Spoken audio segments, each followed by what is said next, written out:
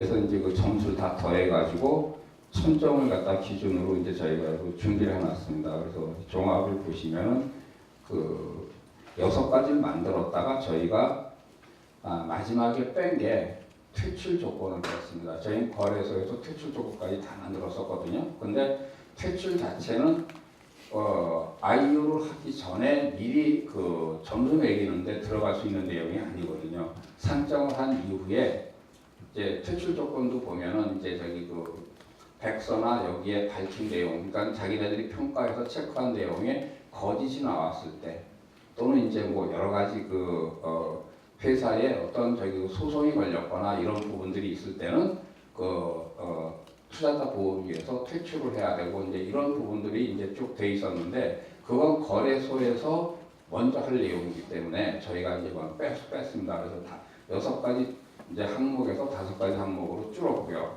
그 다음에 저희 저희 가이드라인 자체는 거래소의 자체 상장 기준하고는 별개입니다. 그래서 저희 가이드라인을 어떻게 보면 준용한 걸 가지고 이제 거래소에 갔을 때 거래소에서 상장은 자체 기준으로 다시 평가를 할 것입니다. 그래서 이제 6가지 항목을 갖다 이렇게 항목별로 이렇게 했는데, 제가 일단은 저기 발표 순서가 테크놀로지가 앞인데 일단 컴플라이언스 부분에 대해서 이제 제안이 나왔으니까 여기 갖다 제가 이제 설명을 드리도록 하겠습니다. 그래서 여기에 컴플라이언스 부분은 일단 법률적으로 사전에 이제 체크해야 되는 부분인데, 회사의 지배 구조와 참여자들의 자격하고 이제 이 여러 가지 이제 자회사, 모회사 혹은 편법으로 보면 이제 자회사를 만들어 가지고 이제 투자를 갖다가 어떻게 보면 투명하지 않게 하는 이런 부분들, 인적사항, 경영사항, 여기에서 누가 여기 지분을 많이 가지고 있느냐, 이런 내용들을 갖다가 다 밝히라고 그래가지고 밝혔을 적에 이 점수를 획득하는 그런 제도를 했고요. 그 다음에 이제 내부 통제 제도, 이제 회계, 회사가 모집한 토큰의 관리 절차, 감사 기록, 그 다음에 이제 자금 세탁 방지, 또는 이제 여기에 신원을 모두 확인했느냐, 그 다음에 개인정보 보호 방침, 그 다음에 약관이나 이런 것들이 잘 갖춰져 있느냐, 그 다음에 이제 회사의 준법에 따른 어떤 통제가 되고 있느냐, 고객 보호 절차를 갖고 있느냐, 이런 부분들을 갖다가 주로 저희가 이제 토론해가지고 이 컴플라이언스 부분만 한 100개 정도 이상이 체크리스트가 나왔다가 불필요하다고 판단되고 너무 까다롭다고 판단되는 것들은 다 빼고 이렇게 한 19개 정도의 항목으로 저희가 줄였습니다. 그래서 이제 이게 이제 컴플라이언스 리갈 부분에 대한 내용이 되겠습니다. 그래서 이제 이것도 읽어보시고, 지금 자료를 갖다가 충분히 저희가 인쇄를 못 해왔는데 죄송스럽고요.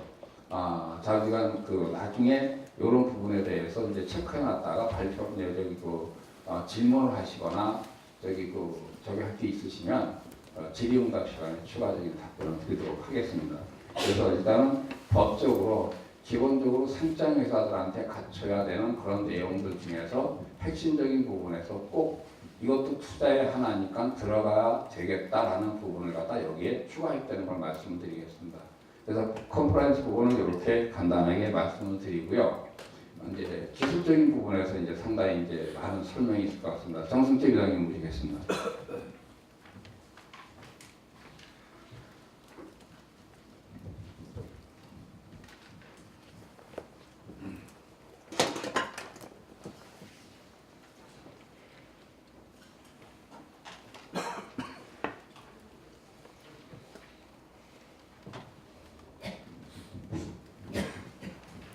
기술 평가는 크게 말하면 이제 메인넷과 디앱으로 나눌 수가 있습니다. 그래서 그걸 하나로 통합해가지고 평점을 매기거나 평가하기는 굉장히 어려워서 메인넷과 디앱을 일단 나눠놨어요. 그래서 봅시다.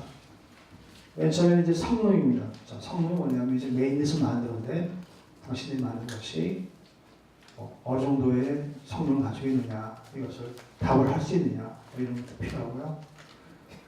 검증 투명성. 최근 들어서 이제 새로 나온 메인넷들 나오는데, 첫째, 스마트 컨트랙트로 만들어진 토큰 제너레이션 프로그램을 제3자 감사 기관 통해서 받은 적이 있냐? 없어요. 대부분 없더라고요. 아이콘 같은 경우에도 만들었는데 보니까 토큰 제너레이션 코드에 심한 버그가 있어가지고 한번 난리가 난 적이 있었죠. 그래서 외국 회사에서도 보면 좀 이상한 회사다. 뭐 수천억짜리 회사인데 소스 코드를 이렇게 엉성하게 만들어가지고 쓰고 있느냐, 뭐 이런 욕을 먹고 있어요. 저런 두 번째 기술 백수가 있어야지만 평가를 할 수 있는데 기술 백수가 안 보여요 전혀. 그냥 묻혀 있고. 그 다음에 이제 소스 코드를 GitHub에 공개했는데 이것저것 업데이트도 안 하고 내부에 방치하는 이런 거 되게 많아요. 그리고 더 중요한 거는 도대체 이놈의 회사가 한국에서 블록체인을 좀 한다는 회사가 한 1000개 되는 것 같아요. 근데 개발자가 과연 있을까? 그래서 그럼 우리가 한번 너희 회사를 방문해가지고 블록체인 개발자를 한번 인터뷰를 할 수 있냐 이렇게 물어봐야 돼요. 아마 대부분은 아마 없을 겁니다. 한 90%는 없다고 봐요. 그래서 그런 것을 밝힐 수 있으면 이 검증에 대한 투명성을 확보할 수 있다 이렇게 볼 수 있고요. 그 밑에 이제 개발 역량은 뭐냐면 최소한도 블록체인 아무리 늦게 해도 1년 이상의 경력을 가진 블록체인 개발자도 있어야 되고 기타 리가시 시스템을 개발하는 사람도 있어야 돼요. 필요하면 외국 개발자하고 협업할 수도 있어요. 근데 그런 걸 좀 밝혀야 되는데 잘 안 밝혀요. 그게 알 수가 없어. 블랙박스예요. 또 어떤 때는 CTO가 없어. 가보면 홍보대 행사가 IC를 하는 거예요. 보면 PR 회사야 이 회사는. 개발자 아무것도 없어. 전략 다 매주하면서 그냥 뭐 PR 홍보해가지고 이 조직의 힘으로 돈을 모으는 데가 굉장히 많아요. 아마 제가 보기엔 전체 프로젝트의 80%는 저런 형태예요. 만날 수가 없어. 그런 거 되게 많습니다. 그리고 이제 기술 어드바이저를 쭉 병풍을 쳐놨는데 그 사람들에 대한 어드바이저 역할이 전혀 설명되어 있지 않고 알 수가 없어. 이런 부분을 저희가 굉장히 좀 들여다봤습니다.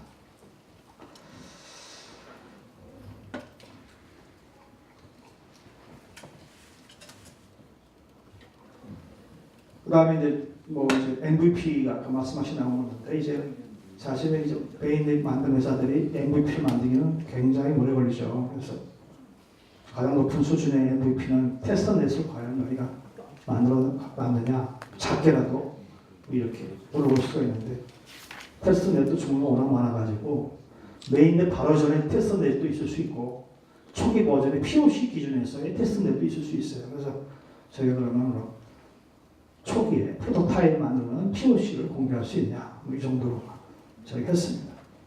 그 다음에 그것을 우리가 검증하기 위해서 이미지 드랍 빌딩 할 수 있고 그다음에 문서가 있느냐 쭉 나와요. 그래서 이제 GitHub의 소스 코드에서 계속 이것을 업데이트하고 주기적으로 계속 업데이트해야 되는데 어떨 때는 한 3개월, 6개월 동안 그냥 처박혀 있어. 예를 들어 보스코인 같은 경우나 아이콘 같은 경우에는 3개월 동안 아무런 기록이 없는 거야. 심한 경우에는 외국의 소스 코드를 갖다 올려놓고 내버두고 있어요. 정도가 너무 심하죠. 이런 데 되게 많습니다. 그래서 이런 거를 좀 지속적으로 업데이트도 하고 계속 뭔가 개발하고 있다는 그런 느낌이 있어야 되는데 전혀 없어요. 마지막에서 이제 투입 인력의 프로필 공개해라 이런 물어보면요. 잘 공개를 안 해. 개발자들이 쭉 있는데 이거 도대체 뭐 하던 사람들이지 잘 모르겠어요. 그리고 마지막에는 토큰 이코노미가 적정하게 잘 설계되어 있느냐 이런 부분이 이제 메인닛을 평가할 수 있는 그 정도의 기술적 차례입니다. 더 많은데 경우가 있는데 그 정도까지만 하겠습니다. 그 다음에 DAB입니다.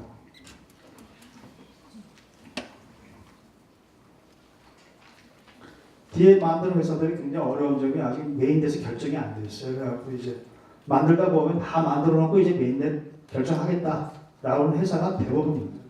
사실 막치다 돼요. 왜냐하면 대부분의 메인넷이 다들 아직 미완성이라서 완성도가 떨어지기 때문에 우리가 DAB을 만들어 놓고 그때쯤 되면 메인넷이 완성되니까 가자. 아니면 잘못되면 이사 가면 되니까 이런 식의 하는 데도 있고요.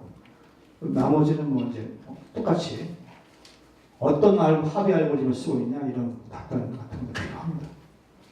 그 다음에 이제 검증 투명성은 똑같고요.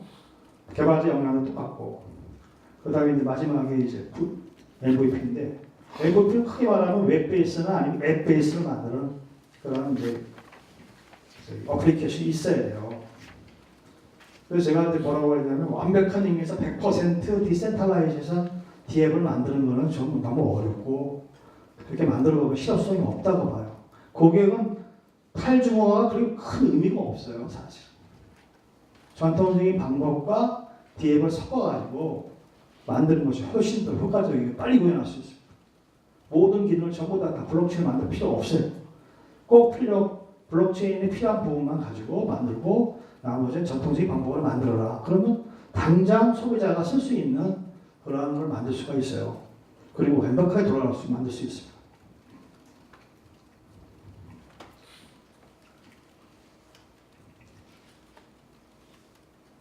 마지막에 아주 중요한 부분이 하나 있는데 이 윤리입니다. 우리 보통 오픈소스 라이센스가 있는데 오픈소스 라이센스를 남의 만들어놓은 저작물을 내가 갖다 쓰는 건 아무 문제 없습니다. 근데 사실은 이거를 규칙이 있어요. 반드시 어느 오픈소스를 내가 쓰고 있다. 밝히게 돼 있어요. 이거 안 밝히고 그냥 몰래 그냥 써요. 그리고 열어봐 안 열어줘. 두 번째, 우리나라 대부분의 메인넷 한다고 하는 많은 회사들은 거의 한 95% 이상 기존에 있는 메인넷 오픈소스 공개된 걸 가지고 쓰고 있어요. 근데 그걸 잘 안 밝혀 이 땅으로 가만히 있는 거예요. 차라리 그냥 우리가 전통 이더리움에 있는 합의 알고리즘을 좀 고쳐가지고 우리가 DPoS를 쓰고 있다. 딱 발표하면 되는데 그걸 안 해. 그게 무슨 대단한 기술이라고 꽉 힘을 담고 다 맞는 것처럼 그렇게 얘기를 해요. 이건 되게 불편한 거죠. 그래서 그러면 너희가 남의 걸 쓰면 좀 밝혀라. 이건 개발자로서의 윤리입니다. 두 번째는 어떤 때는 타사의 기술을 모방하거나 하는 경우도 있어요. 근데 나중에 법적 문제도 될 수 있고 또 허락받지 않은 기술의 표절 이런 거 존재합니다. 이런 거를 확실하게 얘기를 좀 해주면 뒤탈도 없을 거고 개발자들도 뭐 일하는 사람들 편할 겁니다. 그래서 전체적으로 보면 1000점의 스코어인데 기술 평가가 500점이에요. 기술 부분에서 제대로 못하면 낙제입니다. 근데 그 중에서 MVP가 있으면 점수가 있는데 MVP가 없으면 마이너스 300점이 돼가지고 이 기술 전체에서 만점을 받아도 빵점이 돼요. 그러니까 MVP가 없다 그러면 전체 점수코어를 최대 많이 받아봐야 500점. 통과할 수 없다는 얘기예요. 그래서 이런 기술을 만드는 건 뭐냐면 우리가 만드는 IO는 최소한도 MVP가 있는 IO라는 거예요. 그러니까 토큰 올라가가지고 직상장에 파는 거 그건 뭐 문자적으로는 MVP, IO를 할 수도 있지만 우리가 원하는 IO는 MVP가 있어야지만 존재할 수 있다고 하는 거예요. 법적으로도 안전하고. 그래서 이제 하여튼 이런 식으로 만들어놨고요. 하여튼 이건 아직은 저희가 기술적으로도 그 나름대로 고민해서 만들었지만 또 시장 상황이나 여러분들의 의견이 더 반영되면 더 견고해질 겁니다. 맨 마지막에 이제 저희가 직접 만든 것 중에 하나인데 보안 쪽이 좀 있어요. 보안 쪽이 굉장히 복잡해요. 한번 열어볼게요.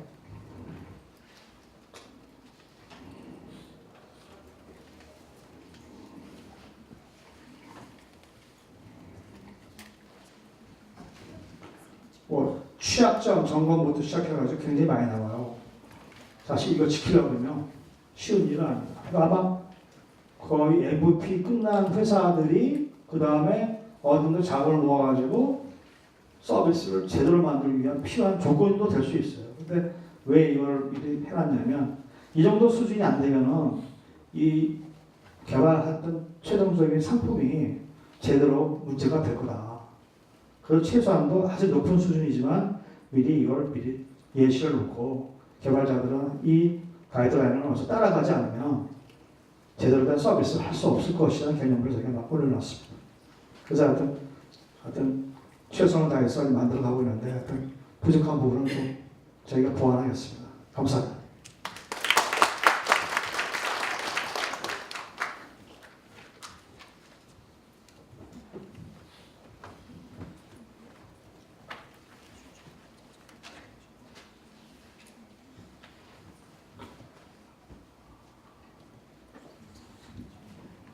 앞서서 우리 신근영 회장님이랑 정순채 부회장님 말씀드렸듯이 전체의 체크리스트에서 점수를 냈을 때 1000점 만점인데 좀 전에 정순채 부회장님 했을 때 저희가 기술성이 500점이고 우리 그 전에 신근영 회장님이 말씀하신 리걸 컴플라이언스가 150점, 두 개만 해도 650점. 거기에 이제 굉장히 많은 중점이 있고 제가 이제 그 나머지 실은 나머지 부분 보안까지는 다 설명을 해주셨고 구매자 보호하고 사업성 검토 부분은 실은 실제 소비자 보호 차원의 점검 항목들이라고 생각을 하시면 될 것 같습니다. 그래서 지금 첫째 그 전체적으로 저희가 체크리스트가 5가지 분야 중에 앞서 이제 3분야를 했고 제가 구매자 보호와 관련해서는 앞에 보시고 있는 것처럼 물론 세부 항목도 있지만 제게는 구매자들 보호를 위해서 정보 공개나 또 내부에 그런 어떤 소비자들로부터 신뢰를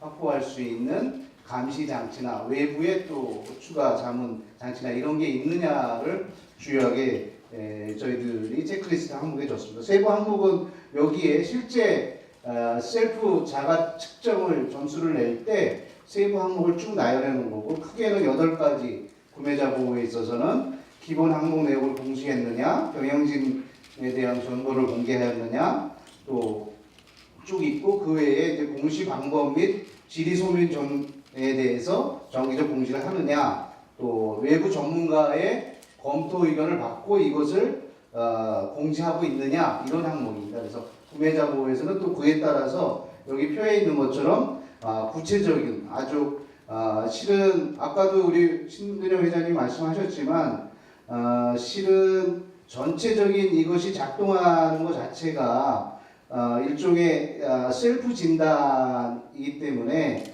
그럼에도 불구하고 저희 작업반에 참석하신 각 분야의 전문가들이 분류 그리고 구체적으로 자가 측정했을 때 어떤 정성적 평가보다는 정량적으로 가급적이면 체크할 수 있어서 그래서 설령 자가 진단이라 하더라도 이것이 상당한 신뢰성을 확보할 수 있도록 해서 굉장히 많은 노력들을 어제 밤샘 작업을 하셔서 만들어 봅니다. 그래서 두 번째 이제 마지막으로는 사업성 검토와 관련한 세부 검토 항목들이 쭉 있습니다. 그래서 크게 비즈니스가 그 전에 웹이나 앱으로 서비스되고 있는 모델인지부터 해서 기본적인 질문부터 해서 비즈니스 구매자 또 뭐 인력 초기 자본 조달 자금 재무 및 회계 뭐 예를 들면 파트너사 이런 것까지도 사업성 검토해서 실은 이 항목을 전반적으로 구매자들이 이 정보를 보게 되면 실제 이 모델 비즈니스 모델에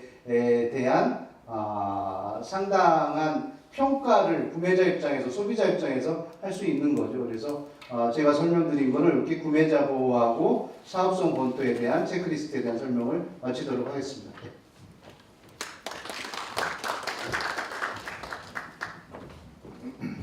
저희 그 홈페이지 공지사항에 오늘 내용이 지금 공개되어 있습니다.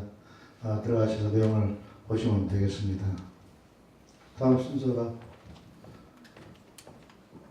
구매자 보호까지 질의응답 시간이나요? 내가 지금까지 설명 듣고 또 내용 보시고 한 것 중에서 질문하실 내용들이 있으시면 해주시고 어떻게 우리 의원님도 나오실까요? 두 분 나오시고 사무차장 나오시고